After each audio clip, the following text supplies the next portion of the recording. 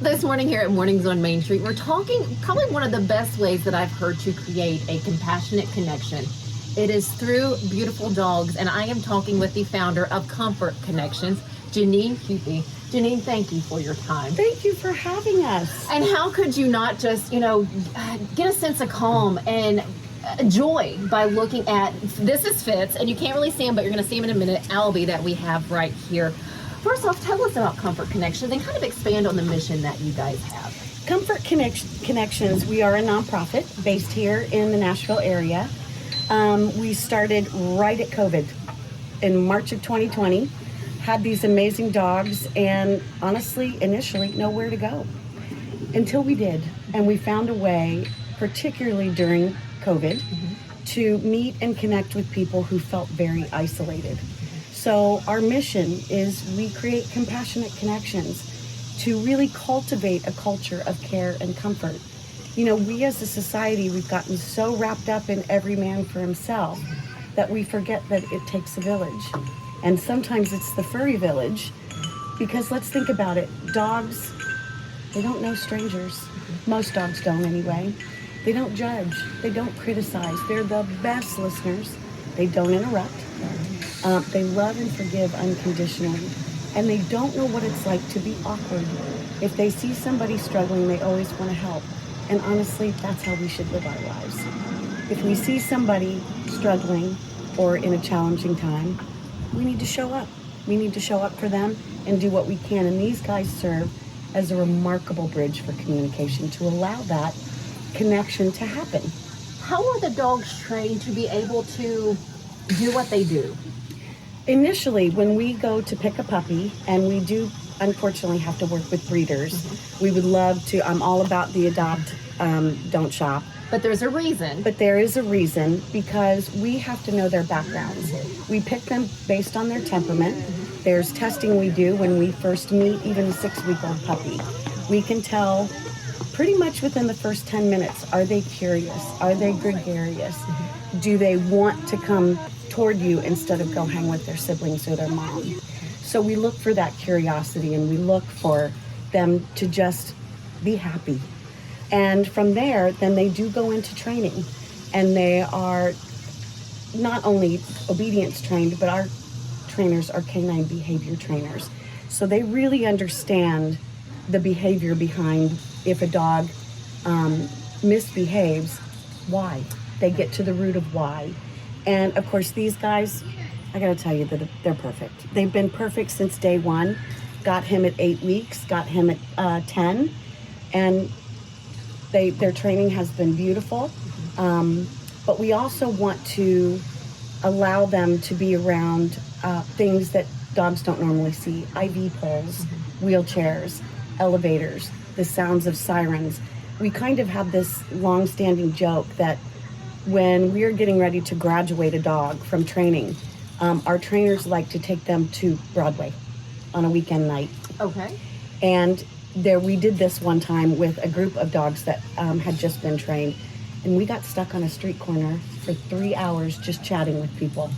And the dogs were magnificent, and honestly, if they can handle that, they can handle anything. So starting off with COVID, how did you guys reach out to people? How did you get out that Comfort Connections is now available? We started it with our Gratitude is Golden tour. Okay. Since we couldn't go anywhere else, we went and we loved on all the people who serve our community, our firemen, our policemen, our 911 call centers. And we would go and show up and just show them how much we appreciated it. We even would leave signs that said, we pause, and yes, we use the word PAWS. Because you have to. We pause for our heroes.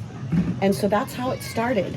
And from there, we were working with Preston Taylor Ministries, with Dream Streets. Camp Widgewagon here in Nashville opened their doors to kiddos whose parents had to go to work, and they were all in virtual learning. So I think at the time they had about 168 kids that they opened their doors to. And so we got to connect with these kiddos weekly. And that's how we started. And we managed to do it safely during COVID. And then from then, once kind of quarantine lifted, The rest, as they say, is history. You guys also played a pretty significant role in probably one of the most tragic events that we have experienced in our area and in our local communities. And for those of you, it's the Covenant shooting that happened. What role did you play, and how did that help?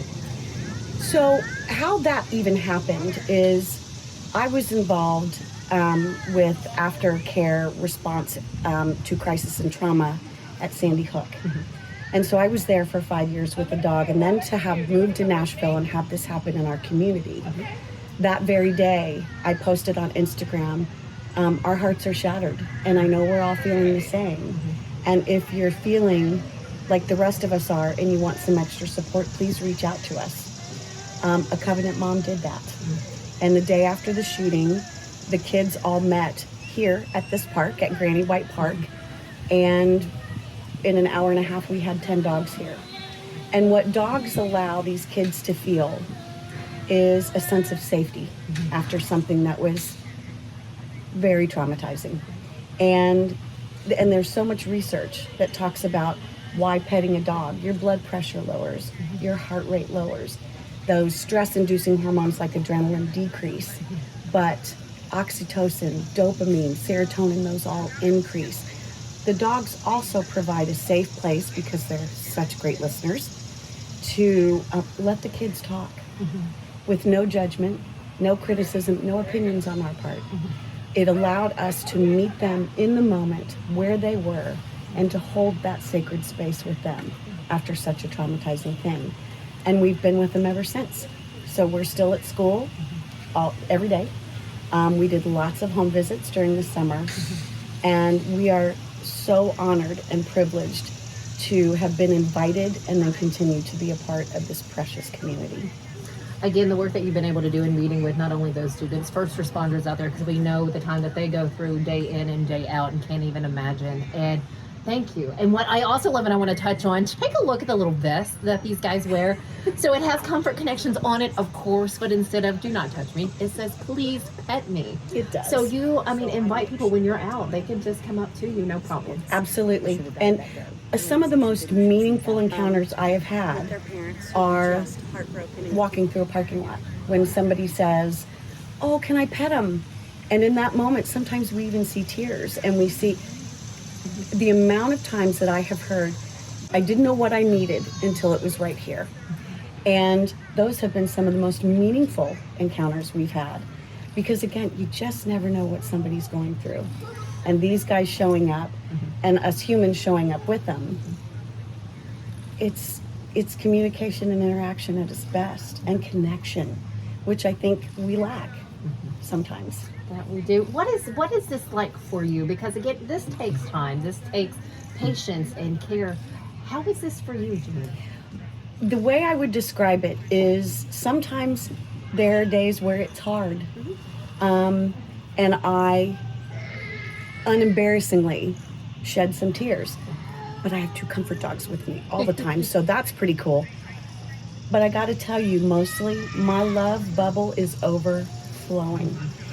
I live by a mantra: we rise by lifting others. We feel better when we're helping other people, even if it's a non-challenging moment, whether it's to just chit-chat with somebody at the grocery store. It's meaningful connections that happen because these guys are more like we should be. Yeah, that is the truth. If someone wants to connect with you, they want to reach out and be like, hey, we could use you. How do they do that? How do they get in touch The with best way is through our website, which is learncomfort.org. And there is a space on there where you can directly contact us, and it will be me that responds. Fantastic. There is one dog that you've been introduced before, and if you've been to a Sounds baseball game there at First Horizon Ballpark, you've seen him.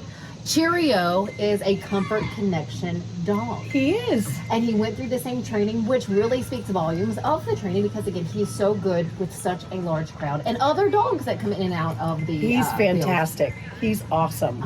Well, again, a beautiful job there, and just thank you, Jeanene. Thank you so much for what you do, and thank you for your time and for sharing it. Thank you. Thank Very you, much Stephanie. appreciate it. You. Oh my gosh, anytime. Okay, so I'm gonna get some cuddles here from Fitz. I'm actually gonna move him just a little closer to me. I'd pick up Albie, but he's a little too big. But we're going to send you to break by watching Cheerio, just how he works with not only the people that come into the ballpark, but other dogs too. So again, you can kind of see how the training works for these beautiful dogs at Comfort Connections.